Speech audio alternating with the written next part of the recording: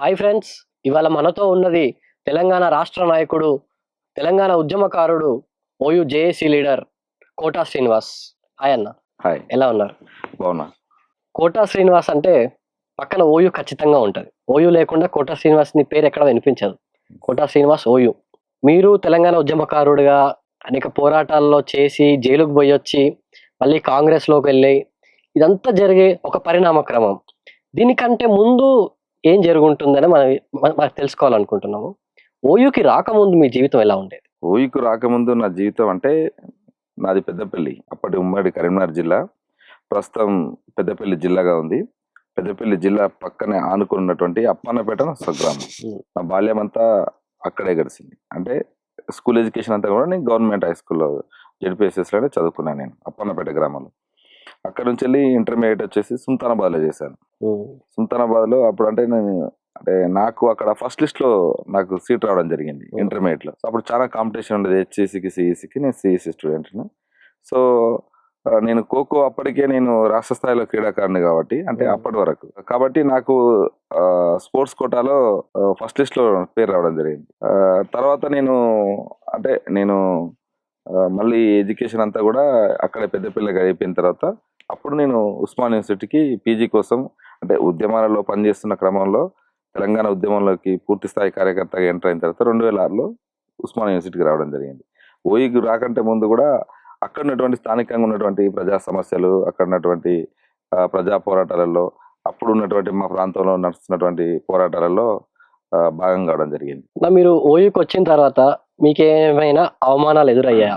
నువ్వేం లీడర్ గా పనికొస్తావు అన్నట్టు ఏమైనా ఉన్నాయా సందర్భాలు? అంటే నేను మొదట్లో ఉస్మాన్ యూనివర్సిటీకి 2006లో తెలంగాణ విద్యార్థి సంఘం పుట్టుక తర్వాత అప్పుడు చాలా సార్లు అంటే కరీంనగర్ జిల్లాలో వండుకుంటూ ఇక్కడికి వచ్చి కార్యక్రమాలు చేస్తూ పోయేది.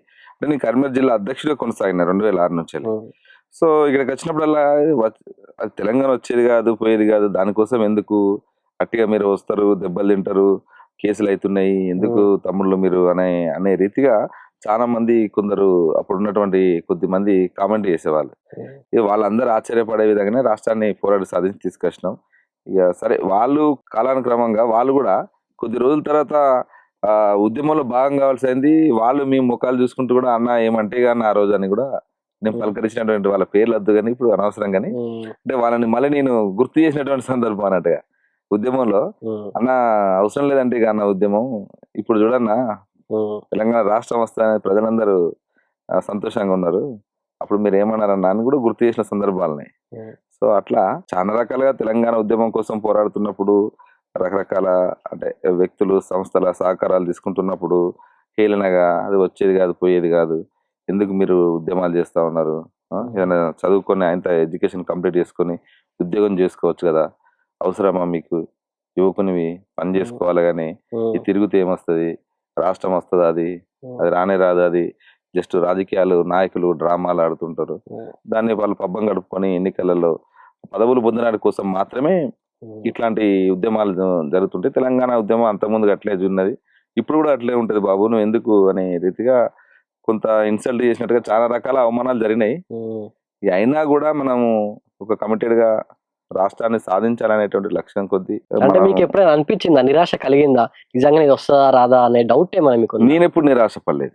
తెలంగాణ ఉద్యమంలో చాలా సార్లు నిర్బంధం వచ్చినా, దెబ్బలు తిన్నా, లాఠీ చార్జ్ అయినా, పోలీసులతోటి దెబ్బలు తిన్నా, పోలీసులు నా కోసం తిరుగుతూ నన్ను, అంటే నేను పోలీసులకు దొరకకుండా 2-3 నెలలు నేను రూములలో దాక్కుంటూ, స్నేహితుల రూములలో దాక్కుంటూ ఉన్నా, ఇంటికి పోనీకుండా ఉన్నా కూడా నేను ఎక్కడ కూడా నిరాశపడలేదు. నా కుటుంబం కూడా నాకు అట్నే సహకరించింది. మా అమ్మ నాన్న కానీ, అంటే మా నాన్న ఇప్పుడు లేడు, 2017లో చనిపోయారు.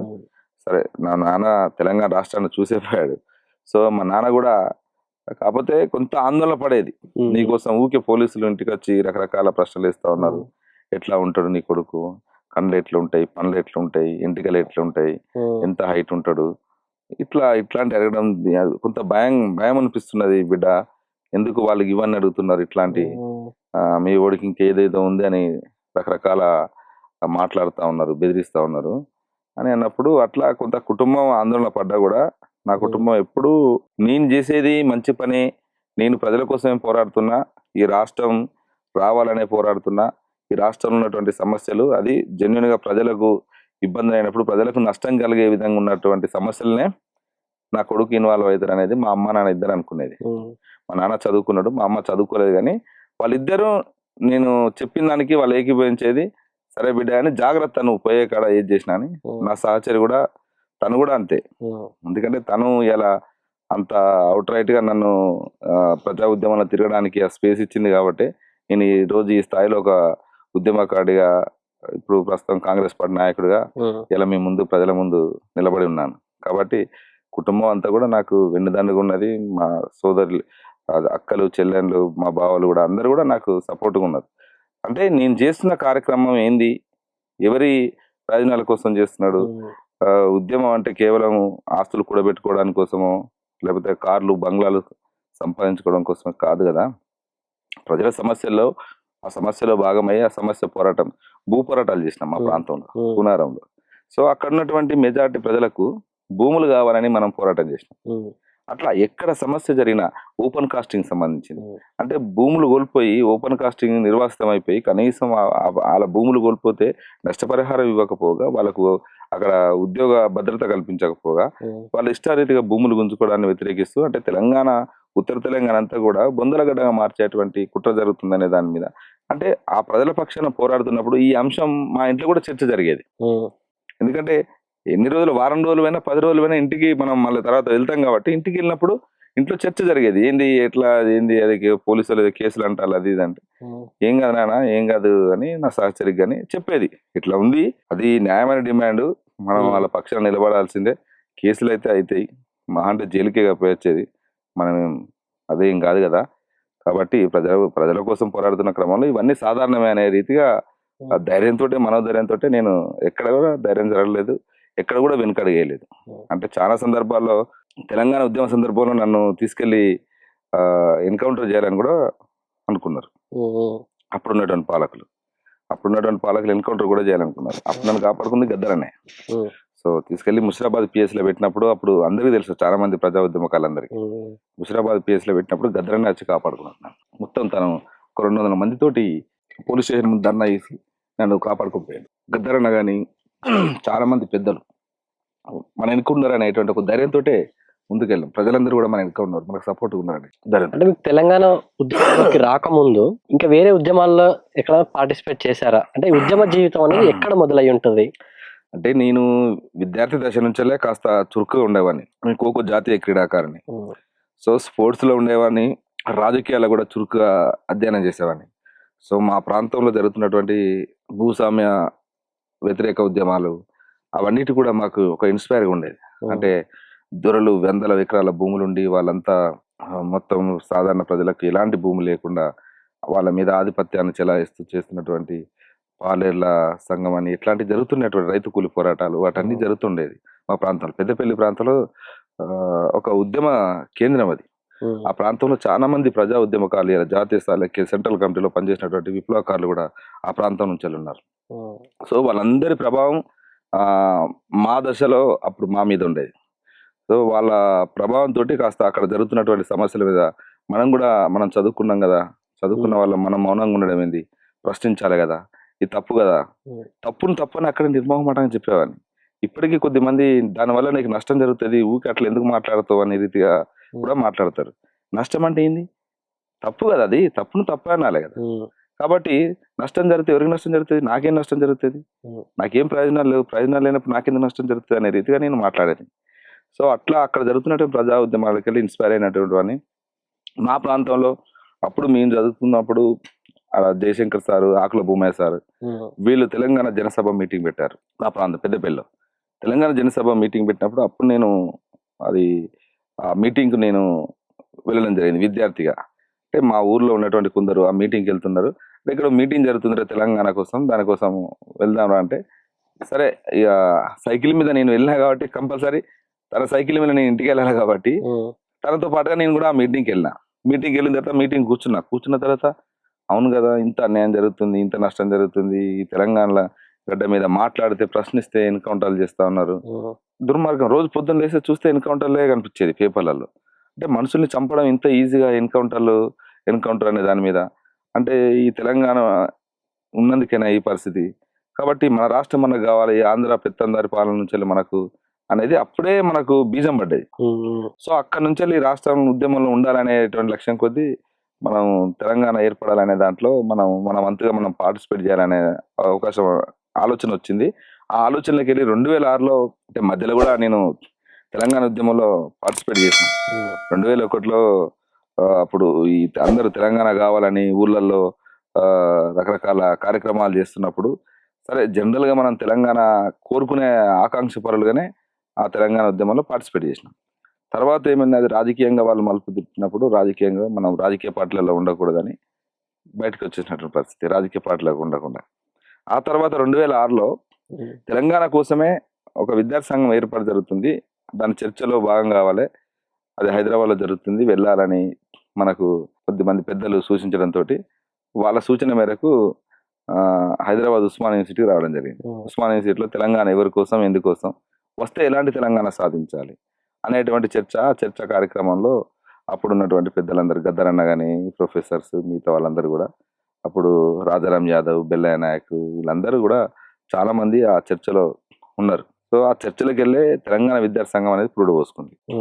తెలంగాణ విద్యార్థి సంఘం పురుడు పోసుకున్న తర్వాత ఆ సంఘంలో నిర్మాణంలో నేను కూడా కరీంనగర్ జిల్లా బాధ్యుడిగా ఇన్ఛార్జిగా మొదటగా నాకు కరీంనగర్ జిల్లా ఇన్ఛార్జిగా అనౌన్స్ చేశారు. సో జిల్లా ఇన్ఛార్జిగా బాధ్యతలు చేపట్టిన తర్వాత ఆ జిల్లాలో ఒక 2 సభలు నిర్వహించిన తర్వాత అప్పుడు నన్ను పూర్తి స్థాయి జిల్లా అధ్యక్షుడిగా ప్రకటించడం జరిగింది. ఆ తర్వాత నా యాక్టివిటీస్ చాలా స్పీడ్గా వేగవంతంగా ప్రతి ఏరియాలో, జగిత్యాలలో, గోదావరిఖనిలో, ఉస్మానాబాద్లో, హుజురాబాద్లో, కరీంనగర్లో, పెద్దపల్లిలో తెలంగాణ రాష్ట్రం ఎందుకు కావాలి, తెలంగాణ జరుగుతున్న అన్యాయం ఏంది, తెలంగాణను సాధించుకోవడం ద్వారా ఎలాంటి ప్రయోజనాలు ఉంటాయి, ఆ పెట్టుబడిదారులు, ఆంధ్ర పెత్తందారులు ఏ రకంగా మన మీద ఆధిపత్యాన్ని కొనసాగిస్తూ ఉన్నారు, మన ప్రాంతానికి రావాల్సినటువంటి నిధుల్ని కానీ నియామకాలని కానీ ఏ రకంగా వాళ్ళు దూసుకుపోతా ఉన్నారు అనే దాన్ని విద్యార్థుల దగ్గరికి వెళ్ళి ఎక్కువగా విద్యార్థులను కలిసేది నేను. ఆ సందర్భంలో గద్దరన్న మాకు ఇచ్చిన డైరెక్షన్ ఒకటే, మీరు ఎక్కువ విద్యార్థుల దగ్గరికి వెళ్ళండి, విద్యార్థులను ఎడ్యుకేట్ చేయండి. విద్యార్థి శక్తి చాలా శక్తివంతమైనది, కాబట్టి దాని ముందు ఎవరు నిలబడలేరు. కాబట్టి విద్యార్థి శక్తిని కూడగట్టడానికి కోసం, విద్యార్థులందరినీ ఐక్యం చేయడానికి కోసం మాత్రమే మీరు ఎక్కువ సమయాన్ని కేటాయించండి. మీరు గ్రౌండ్కి వెళ్ళాలి, ఎక్కువ కాలేజీలకు వెళ్ళాలన్నప్పుడు అప్పుడు జూనియర్ కాలేజీలు, డిగ్రీ కాలేజీలు టార్గెట్ గా, సో ఆ కాలేజీలకు వెళ్ళుకుంటూ వాళ్ళందరినీ ఎడ్యుకేట్ చేస్తూ ఉద్యమంలో భాగం చేసుకునేది. ఆ క్రమంలో చాలా అప్పటికే కొంత తెలంగాణ విద్యార్థి సంఘం అంటేనే మిలిటెంట్ ఆర్గనైజేషన్ గా ఎస్టాబ్లిష్ అయిపోయింది. అంటే సంఘం ఏర్పాటు అయిన తర్వాతనే తెల్లవారే లగడపాటుపై దాడి సోమాజిగూడ ప్రెస్ క్లబ్ లో, ఆ తర్వాత సత్యసాయిబాబా తెలంగాణకు యాంటీగా వ్యతిరేకంగా మాట్లాడితే సత్యసాయిబాబా గుడి మీద దాడి చేసి ఆ ప్రతిమలను తీసుకొచ్చి కాలబెట్టేసి తెలంగాణను అడ్డుకుంటే, తెలంగాణకు వ్యతిరేకంగా మాట్లాడితే దేవుని కూడా వదిలిపెట్టామని ప్రకటిస్తాం. ఆ రోజు అంటే సాధారణంగా ఏమనిపిస్తుంది అంటే, ఆ రోజు సత్యసాయి యూనివర్సిటీలో తను ముఖ్యమంత్రి వెళ్తే సత్యసాయిబాబు మాట్లాడుతూ రాష్ట్రం విడిపోవాలని కోరుకోవడం మహాపాపం అంటాడు. అంటే మాకు అనిపించిన ఆలోచన ఏంటంటే, రాష్ట్రం విడిపోవాలని కోరుకోవడం మహాపాపం అంటే, మా ప్రాంతంలో ఉన్న బాధలు నువ్వు దేవుడివి అయితే మా ప్రాంతంలో ఉన్న బాధలు నీకు తెలియదా? మాకు జరుగుతున్న అన్యాయాన్ని నువ్వు ప్రశ్నించావా? మాకు జరుగుతున్న అన్యాయం సరైనదేనా? అది మాకు నీ ఉద్యోగాల నియామకాలలో, విద్యలో, ఉద్యోగాలలో, అన్నిట్లలో, అన్ని రంగాల్లో అభివృద్ధిలో మాకు నష్టం జరుగుతుంది కదా, ఆంధ్ర పెత్తందారి పాలన నుంచి వెళ్ళి. మరి నష్టం జరుగుతున్నప్పుడు మరి నీకు మా విషయంలో సానుభూతి లేదా? దేవుడు అయితే ఒకవైపే ఉంటావు నువ్వు. కాబట్టి అంటే ప్రజలను నువ్వు ప్రాంతాలుగా నువ్వు చూసి నువ్వు ఆ ప్రాంత ప్రజల్ని సరైంది అంటున్నావు, మరి మా ప్రాంత ప్రజల్ని వ్యతిరేకిస్తున్నావు. కాబట్టి తెలంగాణకు అడ్డేసి దేవుని కూడా వదిలిపెట్టాం అనేటువంటి ప్రకటన చేస్తూ సత్యసాయిబాబా టెంపుల్లోకి దాడి చేసి ఆ ప్రతిమలన్నీ తీసుకొచ్చి దగ్ధం చేయడం జరిగింది. కాబట్టి అట్లా అంతటి అంటే మిలిటెన్స్ గా కార్యక్రమాలు చేసేది. అంటే తెలంగాణకు ఎవరు అడ్డొచ్చినా కూడా వదిలిపెట్టాం. మా మెసేజ్ అదే. అంటే మేము ఏం చెప్పదలుచుకున్నాం దాంతో అంటే, తెలంగాణకు ఎవరు అడ్డొచ్చినా కూడా, దేవుడు అడ్డొచ్చినా కూడా, రాజకీయ నాయకులు కాదు దేవుడు అడ్డొచ్చినా కూడా వదిలిపెట్టాం. అందరినీ ఇక్కడ తేల్చుతామనేది, ప్రజాక్షేత్రంలో తేలుస్తామనేది అని ఆ నినాదం ఇస్తూ అట్లాంటి మిలిటెన్స్ అగ్రెసివ్ గా కార్యక్రమాలు తీసుకున్నాం. ఆ క్రమంలోనే జేఏసీ పుట్టుగా, జేఏసీలో కూడా మా రోడ్లు చాలా కీలకంగా ఉంటాయి. తెలంగాణ విద్యార్థి సంఘం అప్పుడున్నటువంటి తెలంగాణ విద్యార్థి సంఘం నేను అంటే మా అప్పుడు అధ్యక్షుడిగా రాజారాం యాదవ్ ఉండే, నేను రాష్ట్ర ప్రధాన కార్యదర్శి. ఇక మా సంఘంలో దిలీప్, శ్రీనివాస్ చాలా మంది ఉండేది. చాలా మంది అంటే ఇక్కడ అనిల్ అయితేనేమి, యూనివర్సిటీ కేంద్రంగా మరి అనిల్ కుమార్ వీళ్ళందరూ పనిచేసేది.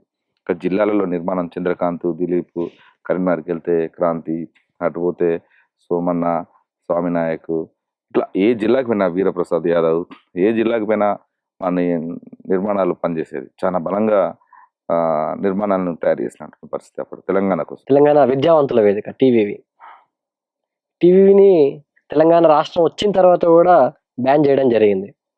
బ్యాన్ చేశారు, మళ్ళీ ఎత్తివేశారు. అట్లా దాదాపు ఒక 16 సంఘాలని Yes. బ్యాన్ చేశారు. దాని మీద మీ అభిప్రాయం ఏంటి? అందులో మా సంఘం కూడా ఒకటి. సో 16 సంఘాలని కేసీఆర్ చాలా దుర్మార్గంగా, ఏ తెలంగాణ రాష్ట్రం అయితే కావాలనుకున్నామో, ఏ తెలంగాణ రాష్ట్రం వస్తే ఇక్కడ స్వేచ్ఛ, సమానత్వం, పౌర ప్రజాస్వామిక హక్కులు పరిడవిల్తాయి అనుకున్నామో, ఇక్కడ దానికి భిన్నంగా ఇక్కడ పాలన కొనసాగింది. అంటే ఆంధ్ర పాలకులు ఏ రకంగానైతే ఈ ప్రాంత ప్రజల్ని అణిచివేసిల్లో, సేమ్ అభివృద్ధి పేరుతో నాటకాలు ఆడుతూ రాజకీయ ప్రయోజనాలు, ఆర్థిక ప్రయోజనాలను మాత్రమే ఆ కుటుంబం, ఆ పార్టీలో ఉన్నటువంటి నాయకులు పొందుతూ ప్రజల్ని దోచుకుంటూ ప్రజలను పీడనకు గురి చేసేటువంటి పరిస్థితి మళ్ళీ కొట్లాడి సాధించుకున్న తెలంగాణలో ఏర్పడ్డది. దాంతో అంటే ఉద్యమకారులుగా రాష్ట్రం వచ్చుడితోటి మన బాధ్యత అయిపోలేదు. రాష్ట్రాన్ని సాధించుకున్నాం, కానీ సాధించుకున్న రాష్ట్రంలో, స్వరాష్ట్రంలో ఇలా పాలన చాలా దుర్మార్గంగా కొనసాగుతున్నది. కాబట్టి మనం గొంతిప్పి మాట్లాడాల్సిందే అని ఆ కేసీఆర్ పాలన పైన నినదించడం జరిగింది. అట్లా నినదిస్తూ ఉద్యమాలు చేస్తున్న క్రమంలో ఉద్యోగాల కోసం అయితేమి, ప్రైవేట్ యూనివర్సిటీ బిల్ అయితేనేమి, ప్రైవేట్ కార్పొరేట్ విద్యా సంస్థలకు వ్యతిరేకంగా అయితేనేమి, ఇట్లా చాలా కార్యక్రమాలు ఇది చేస్తున్న క్రమంలో, పోరాడుతున్న క్రమంలో కేసీఆర్కి అంటే మింగుడు పడినటువంటి పరిస్థితి ఏర్పడ్డది. ప్రజా సంఘాలు, విద్యార్థి సంఘాలు, మహిళా సంఘాలు, అన్ని సంఘాలు ఒకటే నినాదంతో కేసీఆర్ ని టార్గెట్ చేసుకుని పనిచేస్తున్నాయి అనేటువంటి దాంట్లోకి వెళ్ళిపోయి, అంటే ఆయన చేస్తున్నటువంటి ప్రజా వ్యతిరేక విధానాలని ప్రజాక్షేత్రంలో ప్రశ్నిస్తే, నాకు వ్యతిరేక సంఘాలు వీళ్ళు ప్రభుత్వ యాంటీ వీళ్ళు గవర్నమెంట్ అనేటువంటి దాంతో ఫీలింగ్లోకి వెళ్ళిపోయి వీటిని నిషేధించాలని మావోయిస్టుల ముద్ర వేసేసి ఆ సంస్థలు అన్నిటి కూడా 16 సంస్థల్ని ప్రజల కోసం, ప్రజల హక్కుల కోసం, విద్యార్థి హక్కుల కోసం, మహిళల హక్కుల కోసం, కార్మిక హక్కుల కోసం, రైతాంగ హక్కుల కోసం, అంటే అన్ని సంఘాలు ఉన్నాయి దాంట్లో, ఆ నిర్మాణాల్లో 16 సంఘాలలో. అట్లా పనిచేస్తున్నటువంటి సంస్థలన్నింటిని కూడా ఇలా కక్షపూరితంగా కేసీఆర్ 16 సంఘాలని నిషేధించడం జరిగింది. సో దానికి మూల్యం మనం చెల్లించుకున్నారు. అంటే అన్ని సంఘాలను నిషేధించినప్పుడు ప్రజలందరూ కూడా గమనిస్తూ ఉన్నారు కదా, ప్రజలు అంత అమాయకులేం కాదు, ప్రజలు చాలా చైతన్యవంతులు. సమయం వచ్చినప్పుడు ఏ పార్టీనైనా, ఏ నాయకునైనా ఎట్లా సమాధానం చెప్పాలో, ఎట్లా ఆన్సర్ చేయాలో వాళ్ళు తీర్పు మొన్న చెప్పిళ్ళు. సో అంతటి అణచివేత అనేది ఎప్పుడైనా తెలంగాణ సమాజం అణచివేతను ఒప్పుకోదు, యాక్సెప్ట్ చేయదు. తెలంగాణ ఎప్పుడైనా స్వేచ్ఛగా ఉండాలనుకుంటుంది. ఈ స్వేచ్ఛ, ఈ నేలంతా కూడా సమానత్వాన్ని కోరుకున్న నేల.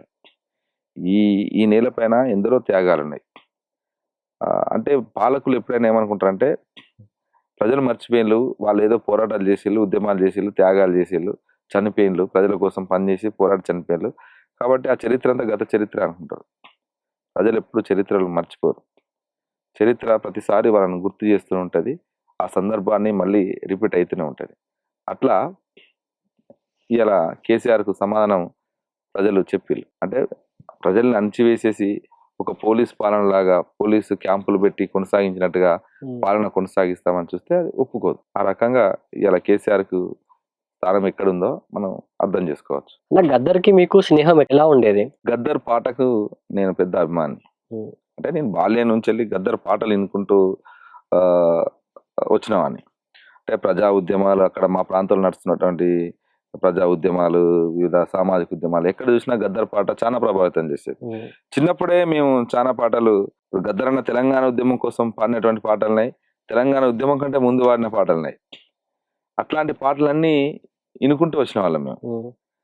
అట్లా దేశం ముందుకు పోవాలంటే అందరూ చదువులు చదవాలంట, విద్యార్థి సోదరా చదువు సంధ్యలే తెలివితేటలని, తెలివితేటలే జీవన వృత్తని, చదివిద్దామని గంపెడాశతో కూలి తండ్రి నిన్ను తీసుకపోతే, అప్లికేషన్కు 5 రూపాయలు, పరీక్ష రుసుము 10 రూపాయలు, ఆదాయ పత్రం ఉంటే చాలు రుసుమిచ్చే పని లేదని చెప్పిరి.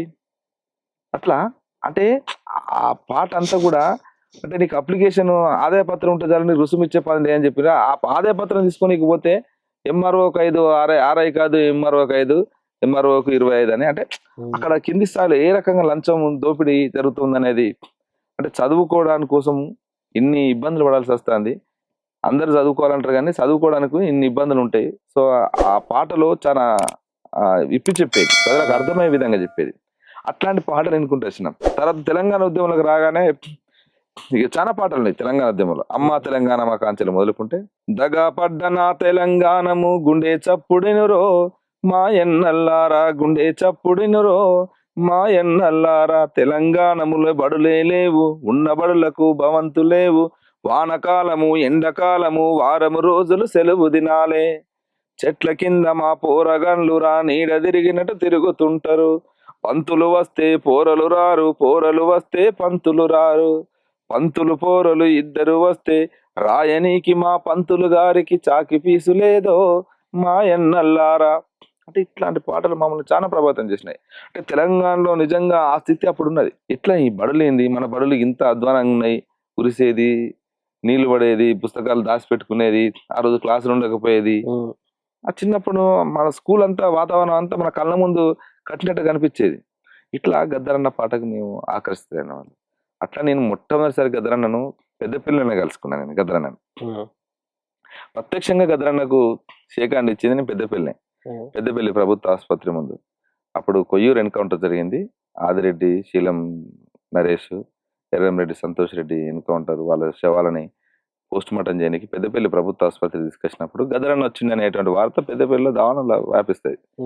ఒక్కసారిగా సైకిల్ తీసుకొని తొందర సైకిల్ దొక్కుంటూ అడిగి పోగానే గద్దరన్న గోసి గొంగడు కట్టి, అంటే అక్కడ ఉన్నటువంటి పోలీస్ అధికారితో గొడవ అవుతుంది, బయటకు వచ్చి నీ సంగతి చూస్తానే వచ్చి గోసి గొంగడు కట్టుకొని అన్న పాట పాడతాడు. అందరు జామ్ అవుతారు రోడ్డు పైన, మొత్తం ట్రాఫిక్ జామ్ అయిపోతుంది.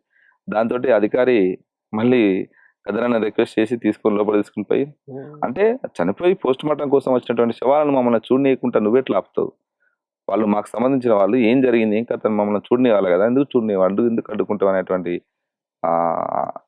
ఆవేదనకి వెళ్ళి అన్న గోసి గొంగడు కట్టి పాట పాడతాడు.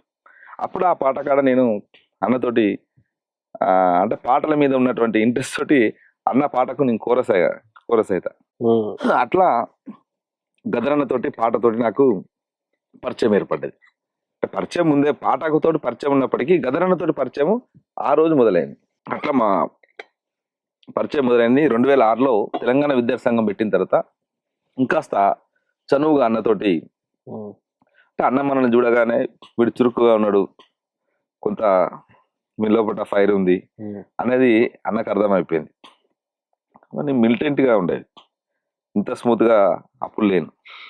సో అట్లాంటి యాక్టివిటీస్ చాలా చేసేది తెలంగాణ కోసమే. అది కూడా ఏదో చేద్దామని కాదని, రాష్ట్రం ఏర్పడాలి, ఈ రాష్ట్రానికి జరుగుతున్నటువంటి, ఈ ప్రజలకు జరుగుతున్నటువంటి అన్యాయాల మీద మన నిరసన అనేది చాలా బలంగా ఉండాలి. ప్రభుత్వానికి, పాలక వర్గానికి కన్ను విప్పు కలిగే విధంగా మన నిరసన ఉండాలనేటువంటిది నేను తెలంగాణ ఉద్యమంలో చాలా సీరియస్గా మిలిటరీస్గా ఫైట్ చేసిన. దాంతో నన్ను తీసేయాలనుకున్నారు, దాన్ని గద్దరన్న కాపాడుకున్నాడు. అందుకని గద్దరన్న అంటే కూడా నాకు చాలా అభిమానం. అట్లా మా ఇద్దరి మధ్యన ఒక బాండ్ ఏర్పడ్డది. ఏడికి పోయినా నన్ను సీనియర్ వాడు సీనియర్ అంటాడు, నన్ను పిలుస్తూనే ఉంటాడు. అంటే నేను ఉన్నా అంటే నేను ఉండాలి ఎంబడి, అన్న ఎంబడి నేనున్నా అంటే కొన్ని పనులు నడుస్తుంటాయి, ఎవరు ఏంటిది ఏం కథ అని నేను చూసుకుంటూ ఉంటాను. సో అట్లా అన్నతోటి నేను సుదీర్ఘ ప్రయాణం 20 years జరిగింది. గద్దర్ హంతకుడు అని బండి సంజయ్ అంటున్నారు, దాని మీద మీ అభిప్రాయం ఏంటి? గద్దరన్న ఏడ హంతకుడు, ఎక్కడ చేసిండు, ఎవరిని మర్డర్ చేసిండు, ఇవన్నీ అనాలోచితమైనటువంటి మాటలు. ఒక బాధిత గల కేంద్ర సహాయ మంత్రి ఉన్నప్పుడు మాట్లాడుతున్నప్పుడు కొంచెం విచక్షణ కోల్పోకుండా మాట్లాడాలి. ఇప్పుడు కేంద్ర సహాయ మంత్రి ఉండడం బండి సంజయ్ని అడుగుతున్నా, మరి నువ్వు సూచించగలుగుతావా? నీ దగ్గరనే ఉంటది కదా ఈ దేశంలో ఉన్నటువంటి నేరాలకు సంబంధించిన, నువ్వు కేంద్ర హోంశాఖ సహాయ మంత్రి కదా, మీ దగ్గర ఉంటది కదా చిట్టా అంతా, మరి తేయండి, చూపించండి, ఆధారాలు చూపించండి. నేను అడుగుతున్నా, ఇయ్యాల ఒక గద్దరన్న శిష్యుని కానీ నేను అడుగుతున్నా, ఆధారాలు చూపించగలుగుతావు బండి సంజయ్? నువ్వు నేరస్తు అనే ఆధారాలు చాలా చూపించగలుగుతావు. నువ్వు ఎవరిని ఎట్లా రెచ్చగొట్టినావు, ఎవరి మీద ఎట్లా దాడులు చేపించినావు, ఏంది అనేది, నువ్వు ఎట్లా మంత్రి అయినావు అనేది కూడా అన్ని చూపించగలుగుతావు. కాబట్టి మీ పార్టీలనే నేరస్తులు, రేపిస్టులకు, అత్యాచారాలు, హత్యలు చేసినటువంటి వాళ్లకు టికెట్లు ఇచ్చి సన్మానాలు చేసేటువంటి చరిత్ర మీ భారతీయ జనతా పార్టీది. నువ్వు వచ్చి ఒక ప్రజల కోసం సుదీర్ఘంగా పోరాటాలు, ప్రజా ఉద్యమాలు, అనేక సామాజిక ఉద్యమాలు, అనేక దళిత ఉద్యమాలకు ఇలా వెన్నుదన్నుగా ఉండి తన పాట, మాట, తన రచనలన్నిటి కూడా కొనసాగించి సుదీర్ఘ ప్రయాణం చేసినటువంటి ఒక సాహిత్య కళాకారుని, సాంస్కృతిక కళాకారుని దేశమంతా ఆయన గొప్పగా పొగుడుతా ఉన్నది. ఈ తెలంగాణ నేలైతే గద్దరన్న అంటే తెలియని వాళ్ళు చిన్న పిల్లల నుంచి మొదలుకుంటే పండు ముసలి వరకు కూడా గద్దరన్న అంటే తెలియని వాళ్ళు. ఓ పెరికేడ్ అనేటువంటి వరంగల్ జిల్లాలో పెరికేడ్ అనేటువంటి గ్రామం ఉంటుంది. ఆ గ్రామానికి అంబేద్కర్ విగ్రహ ఆవిష్కరణ కోసం గద్దరన్నని తీసుకుపోతా నేను. అక్కడ ఉన్నటువంటి విద్యార్థి మిత్రులు, టీవీ విద్యార్థి మిత్రులు, అనిలు, ఇంకా మిగతా సోదరులందరూ కూడా అన్నం తీసుకురావాలని నా మీద ప్రెజర్ చేస్తారు.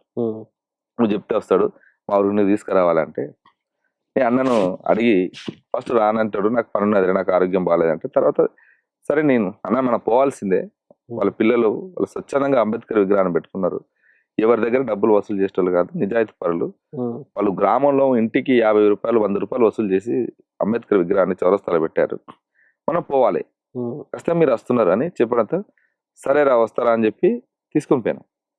అడిగి పోయిన తర్వాత గద్దరన్న అర్ధగంట సేపే ఉంటా, ఎక్కువసేపు ఉన్నాను, నాకు కొంచెం ఇబ్బందిగా ఉంది, తొందరగా వెళ్ళిపోతా నేను అన్నాడు. సరే అన్నాను.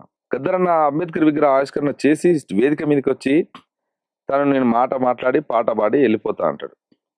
తను పాట పాడి వెళ్ళిపోతా అనగానే ముందట ఎదురుగా మొత్తం అందరు ప్రజలందరూ, ఆ ఊరి చుట్టుపక్కల గ్రామాల ప్రజలందరూ చేపలు వరుసుకొని కూర్చుంటారు. అందులోకి వెళ్ళి ఓ ముసలమ్మ లేస్తుంది.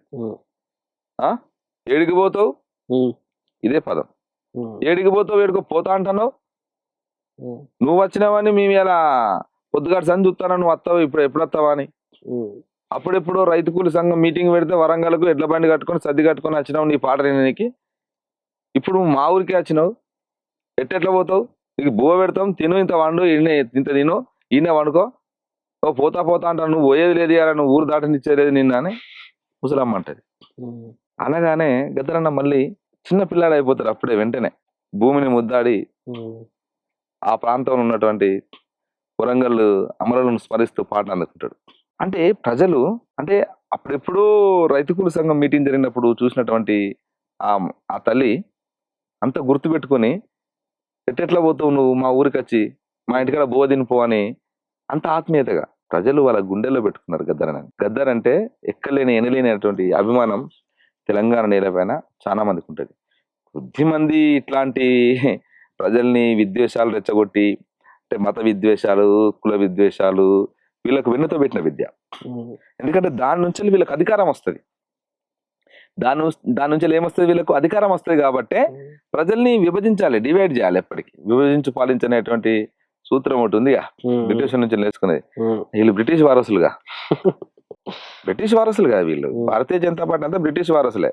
సావర్కర్ అంటే సావర్కర్ బ్రిటిష్ వాళ్ళ బూట్లు నాకినాడు కాబట్టి వీళ్ళు వాళ్ళ వారసులే. కాబట్టి అట్లా వీళ్ళు ప్రజల్ని కూడా విభజించాలి, ఎప్పటికీ ఐక్యంగా కలిసి ఉండనివ్వద్దు అనేది ఏంటంటే కులాల మధ్యన, మతాల మధ్యన విద్వేషాలు, వైరుధ్యాలు పెంచుతూ వాటితోటి రాజకీయ పబ్బం గడుపుకొని పదవులను పొందాలనేటువంటి కాంక్షతోటి వీళ్ళు ఉంటారు. కాబట్టి వీళ్ళు ఇట్లే మాట్లాడతారు. ఇప్పుడు ఈ దేశంలో అతిపెద్ద దేశభక్తుడు సావర్కర్ అని అంటున్నారు కదా, అంటే బ్రిటిష్ వాళ్ళ బూట్లు నాకడమే అతిపెద్ద దేశభక్త. ఈ దేశం కోసం నూనె మిసాల వయసులోనే ఉడుకు నెత్తురు తన ధారాపోస్తూ ఉరికంబానికి కూల అనేటువంటి భగత్ సింగ్ ని మీరేమైనా గౌరవించేలా చెప్పమనండి. భగత్ సింగ్ ఈ దేశభక్తుడు కాదా, ఈ దేశ పౌరుడు కాదా, ఈ దేశం కోసం ప్రాణాలు ఇచ్చినటువంటి వీరుడు కాదా? ఉరితీశారు కదా, మరి భగత్ సింగ్ ని మీరు గౌరవించేలా? తనను అరెస్ట్ చేసి జైల్లో పెడితే కాంప్రమైజ్ అయ్యి బ్రిటిష్ వాళ్ళతో కాంప్రమైజ్ అయ్యి బ్రిటిష్ వాళ్ళ బూట్లు నాకు వచ్చినటువంటి వాళ్ళని మీరు దేశభక్తుడు ఆయన ఉద్యమకాడని, ఆయన స్వాతంత్ర సమరయోధుడు అని మీరు మాట్లాడతారు. వీళ్ళంతా సావర్కర్ వారసులు, గాడ్సే వారసులు, అంటే గాంధీని చంపినటువంటి వాళ్ళు. కాబట్టి ఇట్లా నేను చెప్తున్నాను కదా, వీళ్ళంతా హంతకుల వారసులు, హంతకులు, కోవట్ల వారసులు, పరాయి దేశానికి మన దేశం ఉన్నటువంటి గుట్టునంతా విప్పి చెప్పేటువంటి కోవట్ల వారసులు వీళ్ళు. అప్పటి నుంచేలే కదా వీళ్ళంతా. సావర్కర్ అదే పని చేసిండు కదా. బ్రిటిష్ వాళ్ళకు మన ఇక్కడ జరుగుతున్నటువంటి స్వాతంత్ర పోరాటంలో ఎవరెవరు ఏం చేస్తున్నారు, ఎవరి బలం ఏంది, ఎవరి బలహీనత ఏంది అనేది బ్రిటిష్ వాళ్ళకి చెప్పడమే ఆయన డ్యూటీ. అంటే కోవట్ పని చేసిండు. గాంధీని చంపిండు గాడ్సే. స్వాతంత్రం కోసం పోరాడినటువంటి గాంధీని గాడ్సే చంపుతాడు. వీళ్ళు గాడ్సే వారసులు అని చెప్పుకుంటారు, సావర్కర్ వారసులు అని చెప్పుకుంటారు. అందుకనే మా నాయకుడు రాహుల్ గాంధీ గారు చాలా సీరియస్ గా చెప్తా ఉన్నారు కదా. కాబట్టి వీళ్ళందరినీ ప్రజాక్షేత్రంలో ఖచ్చితంగా ఏ రోజు చీకొడతారు ప్రజలందరూ. అది అంటే వీళ్ళు కేవలం ఆ విద్వేషపు రాజకీయాల పునాదులుగానే వీళ్ళు దేశాన్ని ఏలాలి, రాజకీయాలు చేయాలి, నాయకులుగా ఎదగాలనేటువంటి దాంతో పనిచేస్తూ ఉన్నారు. కాబట్టి ఇది ఎక్కువ కాలం నిలబడదు. నిజం నిలకడ మీద తెలుస్తుంది. అబద్ధం కొంత తొందరగా ఆకర్షణ చేసినప్పుడు కూడా నిజం నిలకడ మీద ప్రజలకు తెలిసినప్పుడు ఖచ్చితంగా ఆ పార్టీని, ఆ నాయకులందరూ కూడా చీకొడతారు. ఆ రోజులు ముందట్లే ఉన్నాయి, తొందరలోనే ఉన్నాయి. ఎందుకంటే ఇలా దేశంలో జరుగుతుంది అదే కదా. కేవలం దేవుడి పేరు చెప్పి, మతం పేరు చెప్పి అధికారంలోకి వచ్చి ఏం చేసిల్లు మీరు? ఈ దేశానికి ఏం చేసిల్లు? ఇలా రాష్ట్ర కేంద్రంలో బడ్జెట్ ప్రవేశపెట్టిల్లు. బడ్జెట్లో రాష్ట్రానికి ఏమి ఇచ్చారు? రాష్ట్రానికి ఏమన్నారా ఇవ్వాల్సిన? మా రాష్ట్ర ప్రభుత్వం నుంచి పెట్టినటువంటి కనీస ప్రతిపాదన కూడా గౌరవించలేనటువంటి పరిస్థితి. బడ్జెటే కేటాయించలేదు. ఇలా విద్యకు లేదు, ఇలా ఉద్యోగాల నియామకాలు అయితే వాళ్ళు సంవత్సరానికి 2 కోట్ల ఉద్యోగాలు ఇస్తా ఉన్నారు. ఎక్కడన్నా నోటిఫికేషన్లు వాళ్ళ కేంద్ర ప్రభుత్వం ఇచ్చిన నోటిఫికేషన్ ఏమైనా కనబడుతున్నాయా? ఎక్కడన్నా సెంట్రల్ గవర్నమెంట్ లో ఉద్యోగాలు వచ్చినాయని చెప్పుకుంటున్నారా? మనం చూసాం, కాంగ్రెస్ ప్రభుత్వం వచ్చి సంవత్సర కాలంలో 55,000 ఉద్యోగాలు వేసాం. చాలా హ్యాపీగా ఉన్నారు నిరుద్యోగులంతా. చాలా మంది అక్కడ జిల్లాలకు పోతున్న కొద్దీ నమస్తే అన్నా నచ్చి కలుస్తూ, అన్నా నువ్వు యూనివర్సిటీ, నేను యూనివర్సిటీ అన్నా, జాబ్ వచ్చిందన్నా, ఇక్కడే చేస్తున్నా అని. అంటే వాళ్ళు చాలా ఆనందంలో. అంటే అప్పుడు ఉద్యమంలో తెలంగాణ వచ్చిన తర్వాత కూడా కేసీఆర్ మీద ఉద్యోగాల నోటిఫికేషన్ కోసం కొట్లాడినటువంటి వాళ్ళం కదా. కాబట్టి పరిచయం లేకుండా కూడా వచ్చి నన్ను పరిచయం చేసుకొని, అన్న నేను యూనివర్సిటీ అన్న, నేను కూడా పీజీ హాస్టల్లో ఉన్నా, ఈ హాస్టల్లో ఉన్నా అని చెప్పుకుంటూ, ఇప్పుడు జాబ్ వచ్చిందన్న, నేను ఇక్కడే చేస్తున్నా, స్కూల్ అసిస్టెంట్గా చేస్తున్నా అని చెప్పుకుంటున్నారు. మీ సెంట్రల్ గవర్నమెంట్ జాబ్ వచ్చిందని ఎక్కడన్నా ఎవరైనా చెప్పిలా? ఎప్పుడన్నా నోటిఫికేషన్ వేసిల్లా సరిగా? సంవత్సరానికి 2 కోట్ల ఉద్యోగాలు అన్నారు. 11 ఏళ్ళు అవుతుంది. మరి ఎన్ని కోట్ల మంది ఉద్యోగాలకు ఇవ్వాలి మీరు? అసలు ఉన్న ఉద్యోగాలు కూడా కొడుతున్నారు కదా మీరు. ప్రభుత్వ రంగ సంస్థలు అన్నిటిని నిర్వీర్యం చేసి ప్రైవేటు పెట్టుబడిదారులకు, దోపిడీదారులకు అప్పచెప్తా ఉన్నారు. దేశాన్ని ఆదానంబానికి దోచిపెట్టేటువంటి పనిలో భారతీయ జనతా పార్టీ నిమగ్నమై ఉన్నది. ఇలా సంపదనంతా, అడవినంతా కాల్ చేసి, ఆదివాసులంతా నిలగొట్టి, ఆదివాసులంతా చంపేసి, వాళ్ళ రక్తపు టేరులు మొత్తం పారిచ్చేసి, వాళ్ళ కాళ్ళ కింద ఉన్నటువంటి సంపదనంతా కూడా తీసుకెళ్లి ఆదాన్ని కట్టబెట్టేటువంటి, జిందాలు కట్టబెట్టేటువంటి పనిలో ఇలా మోడీ, అమిత్ షా ఉన్నారు. కాబట్టి వీళ్ళంతా దేశాన్ని ఉన్న ఫలంగా దోచుకోవాలి, వీళ్ళు అధికారం ఉన్నప్పుడు ఉన్నదంతా దోచుకోవాలి అనేటువంటి స్థితిలో ఉన్నటువంటి పాలకులు. అది ప్రజలకు అర్థమవుతా ఉన్నది. ఖచ్చితంగా ప్రజల నుంచి తిరుగుబాటు వస్తుంది. కాస్త ఆలస్యం కావచ్చు కానీ తిరుగుబాటు వస్తుంది. తిరుగుబాటు వచ్చినప్పుడు భారతీయ జనతా పార్టీకి ఏ స్థానం ఉండాలో ప్రజల్లో ఆ స్థానమే ఉంటుంది. అన్న, మీరు రాహుల్ గాంధీ ఫ్యాన్ కదా? ఎస్. ఎందుకు ఫ్యాన్ అయ్యారు? మీకు రాహుల్లో బాగా ఇష్టమైనవి ఏంటి? ఎందుకు అంతగా నచ్చాడు మీకు? రాహుల్ ఈ దేశంలో అంటే యువతను రాజకీయాలకు రావాలని ఆహ్వానించినప్పుడు నేను ఆ స్టేట్మెంట్ చూశాను. యువత ఎందుకు రాజకీయాలకు రావాలనేది చాలా స్పష్టంగా తను ఒక మీటింగ్లో చెప్పడం జరిగింది.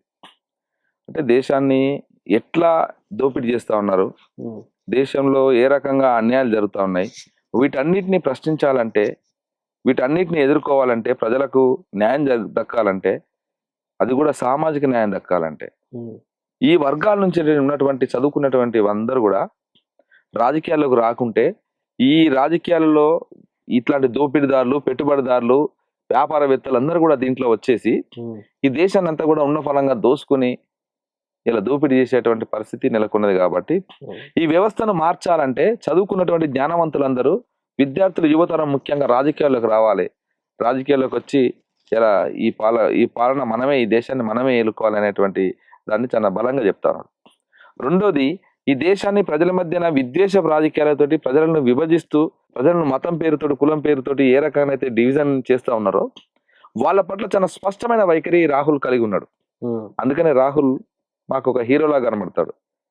తనంటే అంత అభిమానం. మా ఒక నాయకుడిని ఎందుకు అంత అభిమానిస్తారంటే అతని కమిట్మెంట్, అతను ఏదైతే ఈ దేశంలో ప్రజలను నష్టం చేసేటువంటి, ఈ ప్రజలను పీడనకు గురి చేస్తూ, ప్రజల మీద అణచివేతకు గురి చేస్తూ, ప్రజలను దాడులు చేస్తూ ఉన్నదో ఆ సంస్థని నిషేధించాలని చాలా బలంగా చెప్పినటువంటి నాయకుడు. అంత సూటిగా ఈ దేశంలో ఏ రాజకీయ నాయకుడు మాట్లాడలేదు. కాబట్టి అట్లాంటి నాయకుడు మన కళ్ళ ముందే ఉన్నప్పుడు ఆ నాయకుని వెంట మనం ఎందుకు నడవద్దు? ఆ నాయకుడికి సపోర్ట్గా మనం ఎందుకు ఉండద్దు? కాబట్టి సరే, నా వెనుక నాకు రాజకీయంగా మా నాన్న లీడర్ కాలే కావచ్చు, జడ్పీటీసీ కాదు కావచ్చు, ఎమ్మెల్యే కావచ్చు, ఏది కావచ్చు, కానీ తన విజన్ ఒకటి ఉన్నది రాహుల్ గాంధీ.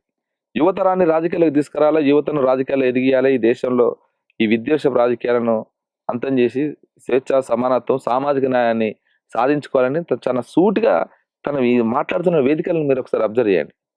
తను మాట్లాడుతున్న సందేశాన్ని ఒకసారి వినండి. చాలా స్పష్టంగా చెప్తా ఉన్నాడు.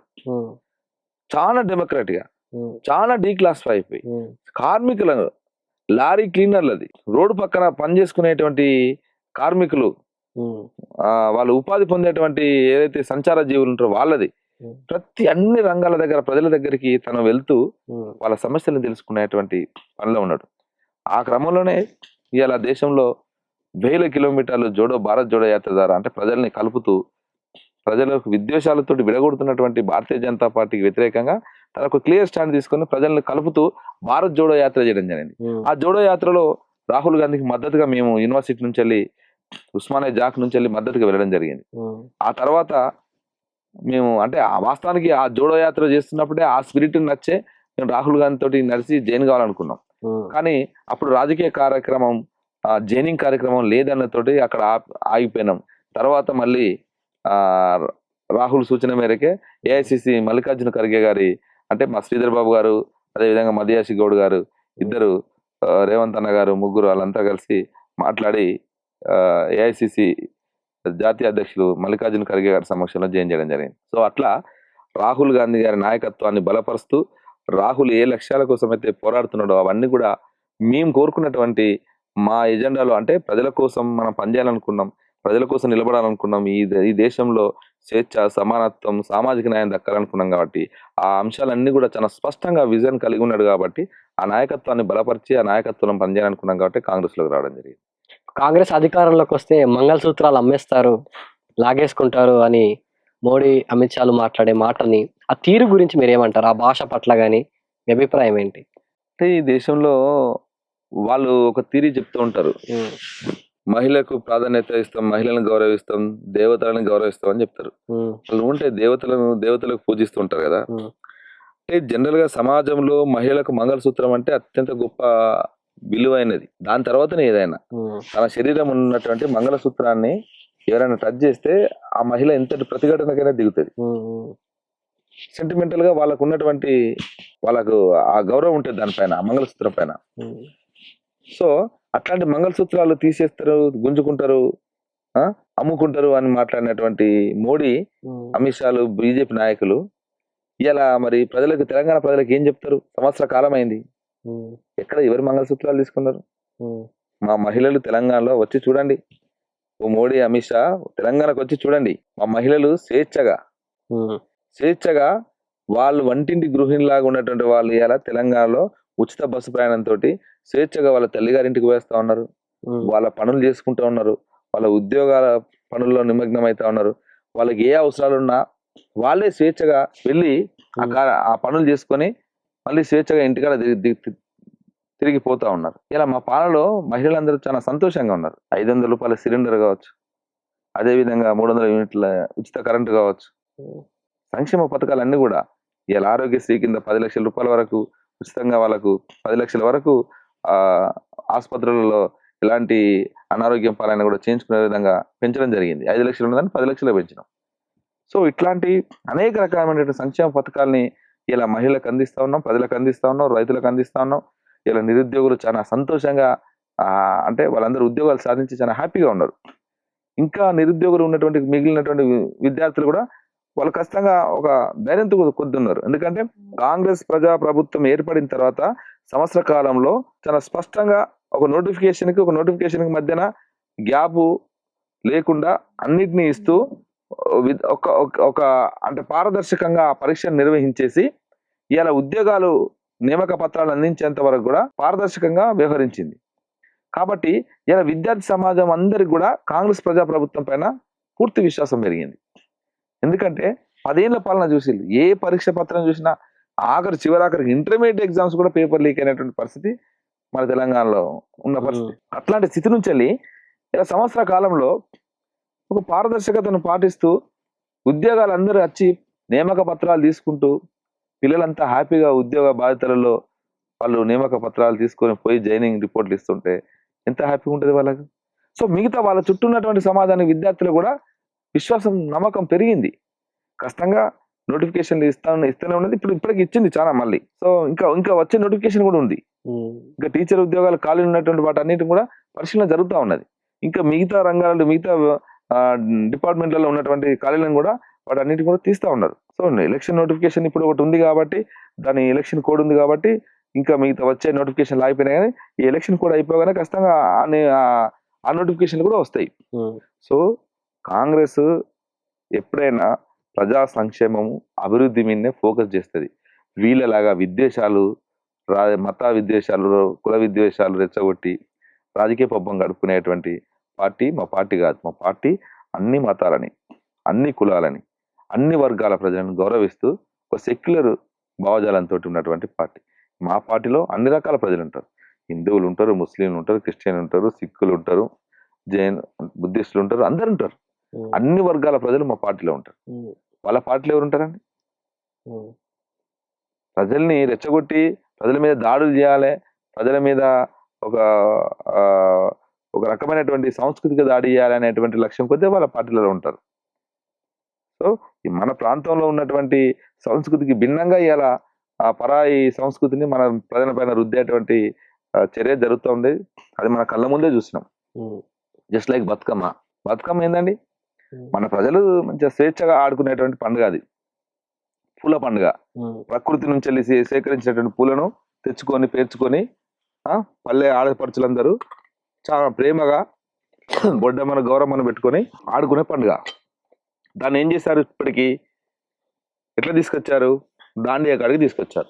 ఆ సంస్కృతి మనది కాదు కదా. సో చప్పట్లతో కొట్టుకుంటూ ఆడుకునే పండుగని దాండియా నృత్యాల కాడికి, డీజే పాటల కాడికి తీసుకొచ్చారు.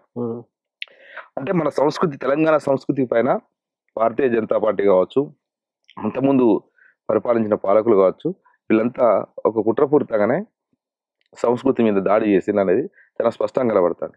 ఎస్సీ వర్గీకరణ మీద మీ అభిప్రాయం ఏంటి? ఎస్సీ వర్గీకరణ అనేది అది చాలా న్యాయమైన డిమాండ్. అది అన్ని వర్గాల ప్రజలకు న్యాయం దక్కాలనేదే ఆ డిమాండ్ లక్ష్యం. అంటే దళితులలో ఉన్నటువంటి ఉపకులాలు ఏవైతున్నాయో అవి ఇంతవరకు వాటికి ప్రాతినిధ్యం లేదు. ఆ కులాల నుంచి వచ్చినటువంటి వాళ్ళకు ఉద్యోగాలు ఇప్పుడిప్పుడే మొదటి తరం విద్యార్థులు చాలా మంది యూనివర్సిటీలో మేము చూస్తూ ఉంటాం. చిన్న చిన్న ఉపకులాలు ఉన్నటువంటి వాళ్ళు ఇప్పుడిప్పుడే ఆ యూనివర్సిటీకి పీజీలు చదవడానికి కోసం వస్తున్నారు. అంటే ఆ కులాల నుంచి ఇంతవరకు ఉన్నత విద్య అంటే తెలియని పరిస్థితి. కాబట్టి వాళ్ళకు ఉద్యోగ అవకాశాలు లేవు, విద్యా అవకాశాలు లేవు, అన్ని రకాలుగా వాళ్ళు దూరమైనలు. కాబట్టి ఆ వర్గాలన్నిటికీ అందరికీ న్యాయం దక్కాలనేదే వర్గీకరణ ఏబిసిడి. కాబట్టి అది ప్రజాస్వామికమైన డిమాండ్, అది న్యాయమైన డిమాండ్. ఆ డిమాండ్ వ్యతిరేకించడం అంటే నువ్వు అంబేద్కరిజానికి, ప్రజాస్వామ్యానికి వ్యతిరేకవాది అనేది అర్థం. దాని విషయంలో ఎలాంటి భిన్నాభిప్రాయం లేదు. వర్గీకరణ జరగాల్సిందే. కాకపోతే ఆ జరిగే పద్ధతి ఏ రకంగా జరగాలనేది ఇక్కడ ఉన్నటువంటి సమస్య తెలంగాణలో ప్రధానంగా. ఒక ఇరు వర్గాలు ఒక దాన్ని పంపిణీ చేసి సామాజిక న్యాయం పాటించే విధంగా ఉండాలంటే ఇటు నుంచి కొద్దిగా పెద్ద మంది, ఇటు నుంచి కొందరు పెద్ద మనుషులు, ఇటు నుంచి కొంచెం పెద్ద మనుషులు కూర్చొని చర్చించి దాన్ని పంపకాలు చేసుకోవాల్సి ఉంటుంది. అట్లా కాకుండా ఒక ఘర్షణపూరితమైనటువంటి వాతావరణానికి మేమెంత అన్నట్టుగా సవాళ్ళు విసురుతూ దిగడం ద్వారా అది ఒక విద్వేషంగా మారేటువంటి పరిస్థితి ఉంది. కాబట్టి ప్రభుత్వం కూడా దాని విషయంలో చాలా సీరియస్గానే, అంటే మా ప్రభుత్వం, కాంగ్రెస్ ప్రభుత్వం మొదటి నుంచి వెళ్ళి చాలా క్లియర్గానే ఉంది. రేవంత్ అన్న గారు అసెంబ్లీ వేదికగానే చెప్పిండ్రు. ఇప్పటికిప్పుడు మనం చూస్తా ఉన్నాం. రేపు ఈరోజు రిపోర్టు సబ్మిట్ చేసేటువంటి పరిస్థితిలో ఉన్నది. కమిషన్ కూడా వేయడం జరిగింది దానిపైన. రేపు అసెంబ్లీ సమావేశం కూడా దానిపైన జరుగుతూ ఉంది. సో ప్రభుత్వం చాలా చిత్తశుద్ధితో ఉంది. రాష్ట్రాలు చేసుకోవాలనేటువంటిది ఏదైతే సుప్రీంకోర్టు చెప్పిందో ఆ సుప్రీంకోర్టు తీర్పును గౌరవిస్తూనే మా ప్రజాప్రభుత్వం ముందుకు పోతా ఉన్నది. కాకపోతే ఏంటంటే మా రాష్ట్రంలో ప్రభుత్వాన్ని ఇబ్బంది పెట్టేటువంటి కార్యాచరణ దిగడం అనేది ఇక్కడ బాధాకరం. అంటే ప్రభుత్వం ఇంత అనుకూలంగా ఉండి స్వయంగా ముఖ్యమంత్రి దాన్ని స్వాగతిస్తూ అసెంబ్లీలో ప్రకటన చేస్తూ దాని మీద కమిటీ చేసిన తర్వాత కూడా ఇక్కడే ప్రభుత్వాన్ని అస్థిరపరిచేటువంటి కుట్ర ఇలా కేంద్రం బీజేపీ ఏదో కుట్ర పడుతుంది అనేది కొంత మాకు అనిపిస్తా ఉంది. సో దాని పట్ల మేమైతే అప్రమత్తంగానే ఉంటాం ఖచ్చితంగా. ఆ రకంగానే చేయాలని చూస్తే మాత్రం ఇలా తెలంగాణలో చాలా మంది దళితులు కేవలం బీజేపీ ఏదో కోర్టులో తీర్పిచ్చినంత మాత్రాన చాలా మంది ఏం చెప్పుకుంటున్నారంటే బీజేపీ ఇప్పించింది అంటున్నారు. చాలా తప్పు. అది బీజేపీ కోర్టులో తీర్పు ఇప్పించడం ఏంది? అంటే బీజేపీ మోడీ అమిత్ షాలు కోర్టును ప్రభావితం చేసి సుప్రీంకోర్టు జడ్జిలను ప్రభావితం చేసి తీర్పు ఇప్పించారా? అట్లా చెప్పచ్చా? సో కొద్దిమంది అక్కడక్కడ మాట్లాడుతూ ఉన్నారు, బీజేపీని ఓన్ చేసుకుంటూ బీజేపీకి క్లెయిమ్ చేస్తూ మాట్లాడుతూ ఉన్నారు. ఈ బీజేపీ అంత ఇంట్రెస్ట్ పెట్టింది కాబట్టి ఆ తీర్పు వచ్చింది అంటున్నారు. ఎట్లా వస్తుంది? ఎట్లా? ఆ డిమాండ్ లో న్యాయం ఉంది కాబట్టి, అది ఒక ప్రజాస్వామికమైన డిమాండ్ కాబట్టి, ఆ స్థానంలో ఎవరున్నా ఏ జడ్జిలున్నా ఖచ్చితంగా న్యాయబద్ధంగా వాళ్ళ వాటా వాళ్ళకి దక్కాలని మాట్లాడతారు. సో ఇన్ని రోజులు వాళ్ళ వాటాను కోల్పోతున్నారు కాబట్టి వాళ్ళ వాటా వాళ్ళకి ఇవ్వండి, ఎవరి వాటా వాళ్ళు తీసుకోండి, జనాభా దమాస ప్రకారం మీరెంతో మీ వాటా అంతా ఉన్నారనేది వాళ్ళు చెప్తున్నది. జడ్జిలు కూడా అదే చెప్పిళ్ళు. దానికి మోడీ చాలా ఇంట్రెస్ట్ పెట్టి మోడీ చొరవతోటే ఆ ప్రకటన వచ్చిందని చెప్పడం ఏదైతుందో మూర్ఖం అది. దానివల్ల ఏమవుతుంది? సుప్రీంకోర్టు ఉన్నటువంటి అది పడిపోతుంది. ఎందుకంటే అంటే కోర్టు కూడా ప్రభావితానికి లోనైంది అనేది మీరు ఇచ్చే మెసేజా? చాలా మంది కొద్దిమంది మీడియా ముందు చర్చా వేదికల్లో అక్కడక్కడ మాట్లాడుతూ ఉన్నారు. అట్లాంటి తప్పుడు మాటలు మాట్లాడద్దు. అది న్యాయమైన డిమాండ్ కాబట్టి సుప్రీంకోర్టు కూడా ఇలా 7 సభ్యులతో కూడినటువంటి బెంచ్ ఇలా తీర్పు వచ్చింది. అది ఎక్కడికి పోయినా కూడా, రేపు ఇంటర్నేషనల్ కోర్టుకు పోయినా కూడా అది న్యాయమైన డిమాండ్ కాబట్టి తీర్పు అనుకూలంగానే ఉంటుంది, వర్గీకరణ చేయాలనే వస్తుంది. కాబట్టి దాంట్లో అంటే ఈ రాష్ట్రంలో మన రాష్ట్రంలో ఉన్నటువంటి కాంగ్రెస్ పార్టీని అస్థిరపరిచేటువంటి ఎత్తుగడలు కూడా జరుగుతూ ఉన్నాయి. అట్లాంటి వాటిలో ఇక్కడ ఉన్నటువంటి మాదిగ సోదరులు చాలా మంది కాంగ్రెస్ పార్టీలో కీలకమైనటువంటి పదవులలో ఉన్నారు. ఇలా మా సంపద అయితేనేమే, దామోదర అనేసి మన మంత్రిగా ఉన్నారు. చాలా మంది కీలకంగా ఇలా కాంగ్రెస్ పార్టీలో పెద్ద పెద్ద గొప్ప పొజిషన్ లో ఉన్నటువంటి వాళ్ళు ఉన్నారు.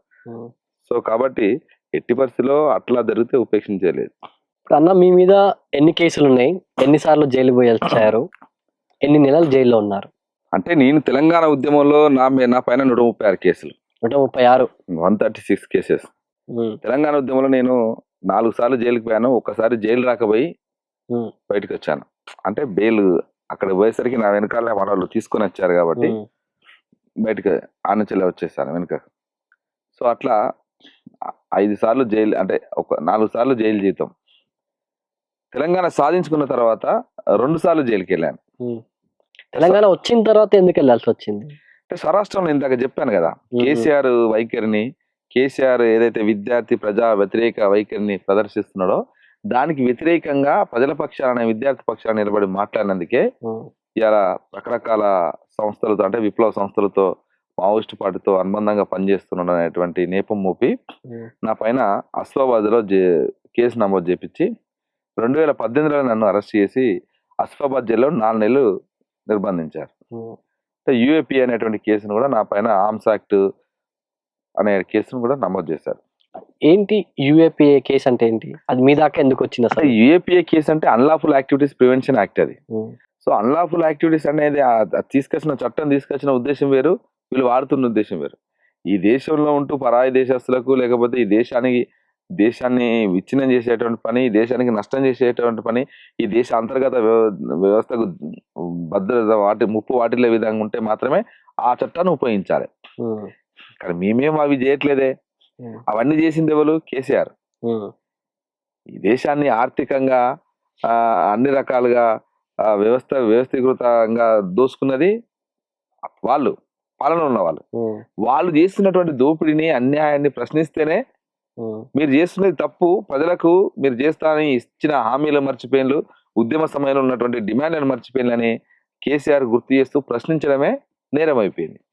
అంటే పాలక వర్గానికి వ్యతిరేకంగా ప్రశ్నను ముందర పెట్టినందుకు ప్రశ్నించినందుకే యూఏపీఏ కేసు పెట్టారు. ప్రశ్నించినందుకే యూఏపీఏ కేసు పెట్టాల్సిన అవసరం లేదు.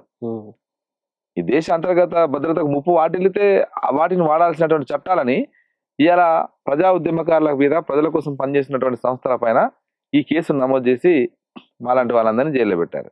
అట్లా అస్ఫాబాద్ జైల్లో 4 నెలలు నన్ను నిర్బంధించారు 2018లో. ఆ తర్వాత బయటకు వచ్చిన తర్వాత వీడు ఆగిపోతాడు అనేటువంటి దాంట్లో ఉన్నారు వాళ్ళు. కానీ నేను ఆగలేదు. మళ్ళీ ప్రజల కోసం పనిచేయడమే, ప్రజాక్షేత్రంలో నిలబడమే, విద్యార్థి క్షేత్రంలో నిలబడమే నేను ప్రతి కార్యక్రమంలో మళ్ళీ అంతే స్పీడ్గా మళ్ళీ పనిచేశాను. దాంతో మళ్ళీ 2021లో మళ్ళొక్కసారి మళ్ళీ అరెస్ట్ చేసి అప్పుడు మళ్ళీ 8 కేసులు పెట్టారు. 8 యూఏపీఏ కేసులు, 8. 9 యూఏపీఏ కేసులు. ఈ రాష్ట్రంలో అత్యధిక యూఏపీఏ కేసులు ఉన్నటువంటి ఉస్మానియా విద్యార్థి నాయకులలో నేను ఉంటాను మొదటగా. నా తర్వాత సోదరుడు బద్రి కూడా ఉంటాడు. అంటే ఉస్మానియా యూనివర్సిటీ ఉద్యమ కేంద్రంగా పనిచేసినటువంటి సోదరులలో నేను, నా తర్వాత బద్రి కూడా ఉంటాడు. నా మీద అధికంగా ఒక 2 కేసులు ఎక్కువ ఉంటాయి. 9 కేసులు యూఏపీఏ కేసులు ఉంటాయి నా మీద. మళ్ళీ 7 నెలలు చెల్లపల్లి జైల్లో పెట్టారు. అంటే ఈ రకంగా ప్రశ్నించినందుకు పాలక వర్గాలు చేస్తున్నటువంటి తప్పిదాలను, వాళ్ళు చేస్తున్న దుర్మార్గాలని, అన్యాయాలని ప్రశ్నించినందుకే యూఏపీఏ కేసులు పెట్టి మమ్మల్ని నెలల తరబడి జైలు నిర్బంధించినటువంటి దుర్మార్గ పాలన. కేసులన్నీ కొట్టేశారా? ఇంకేమైనా కేసులు మిగిలి ఉన్నాయి? లేదు. కేసీఆర్ ఉద్యమ సమయంలో ఉన్నటువంటి కేసుల్ని నా పైన 4 కేసులు తిరగదోడాడు. 4 కేసులు తిరగదోడాడు. దాంట్లో కరీంనగర్ అప్పుడు ఒక పార్టీ జిల్లా పార్టీ కార్యాలయం తగలబెట్టిన కేసు, అదేవిధంగా యూనివర్సిటీలో ఒక కేసు, ఇంకోటి పోస్టర్లు వేశారని అదొక కేసు. సో ఇట్లాంటి ఒక 4 కేసుల్ని, నాన్ బెయిలబుల్ కేసులు, పెద్ద కేసులు ఏవైతే ఉన్నాయో వాటన్నిటి కూడా తిరగదోడారు. సో ఆ కేసుల్ని మాత్రమే రీసెంట్లీ ఒక 3 కేసులు కొట్టివేయడం జరిగింది. ఇంకో కేసు వాయిదాకి వెళ్తూనే ఉన్నాను. నాంపల్లి కోర్టుకు నేను రెగ్యులర్ వాయిదాకి పోతూనే ఉన్నాను. సో యూఏపీఏ కేసులు అయితే కేసీఆర్ ప్రభుత్వం పెట్టిన యూఏపీఏ కేసులు అవి అట్లనే ఉన్నాయి. వీటికి ఇంకా కోర్టుల చుట్టూ తిరుగుతూనే ఉన్నాను. అవి మొత్తం 9 కేసులు ఉన్నాయి. 9 కేసులు డిఫరెంట్ ప్లేసెస్. ఒకటి ఆదిలాబాద్లో ఉంటుంది, ఒకటి మహబూబ్ నగర్లో ఉంటుంది, ఒకటి ఖమ్మం కొత్తగూడెంలో ఉంటుంది, ఒకటి ఖమ్మంలో ఉంటుంది, ఒకటి వరంగల్లో ఉంటుంది, ఒకటి తాడ్వాయి, ఇట్లా ఒకటి ఎల్బీ నగర్, ఇట్లాంటి డిఫరెంట్ ప్లేస్లలో కేసులు పెట్టి, అంటే వేధించాలే, ప్రజల కోసం పనిచేస్తున్నారు కాబట్టి ప్రజలకు అందుబాటులో లేకుండా కోర్టుల చుట్టూ తిరగడానికే కాలం గడిచిపోవాలనేటువంటి రీతిగా మనిషిని ఆ ఉద్యమాలకు దూరం చేయాలనేటువంటి లక్ష్యం కొద్దీ ఇట్లాంటి కేసులు పెట్టి, ఫాల్స్ కేసెస్ పెట్టి, తప్పుడు ఆరోపణలతోటి, ఎలాంటి ఆధారాలు లేకుండా నిరాధారమైనటువంటి ఆధారాలతోటి ఇలా నా పైన కేసులు పెట్టి నన్ను వేధించారు. అయినా కూడా ఎక్కడ బెండ్ కాలే. ఇలా రాహుల్ గాంధీ గారు చూసిన తర్వాత అప్పుడు అనిపించింది, రాహుల్ గాంధీ గారు మాట్లాడుతున్నది, మేము మాట్లాడుతున్నది ఇలా ప్రజలకు న్యాయం దక్కాలని, సామాజిక న్యాయం దక్కాలని, ఎవరు ఎంత ఉన్నారో వాళ్ళ వాట అంత ఉండాలని, ఈ దేశంలో ఉన్నటువంటి కొన్ని వర్గాలే మొత్తంగా అన్నిటిపైన ఆధిపత్యాన్ని చెలాయిస్తున్నారని మాట్లాడుతాను. ఎస్, ప్రజలందరూ మనం చదువుకున్నటువంటి వాళ్ళ తేడాలు అట్టుగా తెలిసిపోతాయి కదా, ఏది అన్యాయం ఏది న్యాయం అనేది మనం చెప్పగలుగుతాం కదా. సో అట్లా రాహుల్ గాంధీ గారు మాట్లాడుతున్నటువంటి మాటలన్నీ కూడా ఇన్స్పైర్ అయిన తర్వాత ఎస్, ఇట్లాంటి విజనరీ ఉన్నటువంటి నాయకుడి నాయకత్వంలో మనం పనిచేయాలనేటువంటి లక్ష్యం కొద్దీ ఇలా కాంగ్రెస్ పార్టీలోకి రావడం జరిగింది. ఇప్పుడు మీ జీవితం ఎలా ఉంది కాంగ్రెస్ పార్టీలోకి వచ్చిన తర్వాత? జీవితం గడిచిపోతా ఉంది. కాంగ్రెస్ పార్టీలో పార్టీ యాక్టివిటీస్, అదే విధంగా ప్రభుత్వం తీసుకుంటున్నటువంటి సంక్షేమ పథకాలు, ఆ కార్యక్రమాలతోటి మా ప్రభుత్వం ఇంకా చేయబోయేటువంటి కార్యక్రమాలు, భవిష్యత్ కార్యక్రమాలు, ఆ రకంగా ప్రజలకు కొంత దగ్గరగా వండుకుంటూ ప్రజలకు సంబంధించినటువంటి కొన్ని సమస్యలు వచ్చినప్పుడు మా మంత్రులు శ్రీధర్ బాబు గారు కావచ్చు, అదేవిధంగా పొన్నం ప్రభాకర్ అన్న కావచ్చు, ఇంకా సీతక్క కావచ్చు, రేవంత్ అన్న దృష్టికి కూడా వేం నరేంద్ర అన్న ద్వారా ఆ సమస్యలన్నిటి కూడా ప్రజాక్షేత్రంలో ఉన్నటువంటి వివిధ సెక్షన్స్ గ్రూప్స్ ఉన్నటువంటి సమస్యలు, ఇతర ఇబ్బందులు అనేటివి కూడా, అలా అసంతృప్తి ఏది ఉన్నా కూడా వాళ్ళని తీసుకెళ్లి కల్పించి మాట్లాడించి ఆ సమస్యకు పరిష్కారాన్ని చూపెట్టేటువంటి పనిలో వారధిగా ఇప్పుడైతే మేమైతే చాలా బిజీగా ఉన్నాం. ఎందుకంటే ఎస్, అంతకుముందు ఆ పరిస్థితి లేదు కదా. ఒక సమస్య విద్యార్థి రంగంలో ఆ సమస్య ఉంది, లేకపోతే నిరుద్యోగ రంగంలో సమస్య ఉంది, లేకపోతే ఎంప్లాయీస్, లేకపోతే కార్మిక రంగంలో సమస్య ఉందంటే కనీసం వాళ్ళు ఎవరు పట్టించుకునేటువంటి పరిస్థితి ఉంటుంది. ఇలా మేము అట్లా కాకుండా, ఎందుకంటే ఆ సమస్యలన్నింటినీ అడ్రస్ చేస్తూ పోరాటాలు చేసినటువంటి నాయకత్వంలోకి వెళ్ళి ప్రజా ఉద్యమానికి వెళ్ళి వచ్చినాం కదా. సో ఆ అనుభవంలోకి వెళ్ళి మనం ఏం చేయాలి ఇక్కడ ఈ పార్టీలో అంటే, పార్టీ నిర్మాణము, పార్టీ సంస్థాగత నిర్మాణాలు చేస్తూనే, పార్టీ కోసం పనిచేస్తూనే, పార్టీ చేస్తున్నటువంటి అభివృద్ధి కార్యక్రమాలని ప్రజలకు వివరిస్తూనే, మనం చేయబోయేటువంటి ఏం చేయబోతామో ఏం చేస్తున్నామో చెబుతూనే, ఇట్లాంటి అసంతృప్తి ఉన్నటువంటి సమస్యలు ఉన్నటువంటి వాళ్ళందరినీ ఫైండ్ అవుట్ చేసి వాళ్ళను సంబంధిత మంత్రి దగ్గరికి తీసుకెళ్లి మాట్లాడిచ్చేసి వాళ్ళ సమస్యకు పరిష్కారాన్ని, లేదంటే ఆ సమస్య ఎట్లా జటిలమైంది, ఎందుకు ఆ సమస్యకు కాలేకపోతుంది అనేటువంటి దాన్ని పరిష్కారాన్ని చూపెట్టేటువంటి మార్గంలో మనం ఉండాలి కదా. అప్పుడే కదా నాయకులం. కాబట్టి ఆ రకంగా అట్లాంటి కార్యక్రమాల్లో నిరంతరం రోజు పొద్దున్న నుంచి సాయంత్రం వరకు ఎంగేజ్ అయి ఉన్నాం. ఒక పాట పాడండి తెలంగాణ అమరులం. తెలంగాణ అమరులు అంటే అంటే తెలంగాణ ఉద్యమంలో ఎక్కువ పాడేటువంటి పాట జోహార్లు, అమరులను స్మరిస్తూ జోహార్లు పాడుకునేది. జోహారులు జోహారులు అమరులకు జోహార్, వీరులకు జోహార్, అమరులకు జోహార్, వీరులకు జోహార్. మా ఊరి రేవుల్లా మట్టి పొత్తిల్లల్లా, మట్టి పొత్తిల్లల్లా తోవా పువ్వుల తీరు అమరులుంటారు, అమరులుంటారు. తోవా పువ్వుల తీరు అమరులుంటారు. జోహారులు జోహారులు అమరులకు జోహార్, వీరులకు జోహార్. బువ్వా కొల్లాగొట్టి భూమాతను చెరబట్టి నాగలి దున్నే కార్తె నా అన్న రైతుల్ని, నాట్లేసే తల్లుల్ని వారి మీద చెరబట్టిన నైజమోని గుండెల్లో నిదురించిన అమరులకు జోహారులు జోహారులు, అమరులకు జోహార్, వీరులకు జోహార్, అమరులకు జోహార్, వీరులకు జోహార్. ఇట్లా తెలంగాణ ఉద్యమంలో అమరులను స్మరిస్తూ ఈ పాట నేను ఎక్కువ వాడేది ప్రతి సందర్భంలో. థ్యాంక్ యూ అన్న. ఈరోజు మనం చాలా విషయాలు మాట్లాడుకున్నాం. మీరు మళ్ళీ మా స్టూడియోకి రావాలి. తప్పకుండా. మళ్ళీ ఇంకా చాలా విషయాలు ఉన్నాయి మాట్లాడాల్సినవి. తప్పకుండా. థ్యాంక్ యూ అన్న. మా స్టూడియోకి వచ్చినందుకు చాలా థ్యాంక్ యూ అన్న.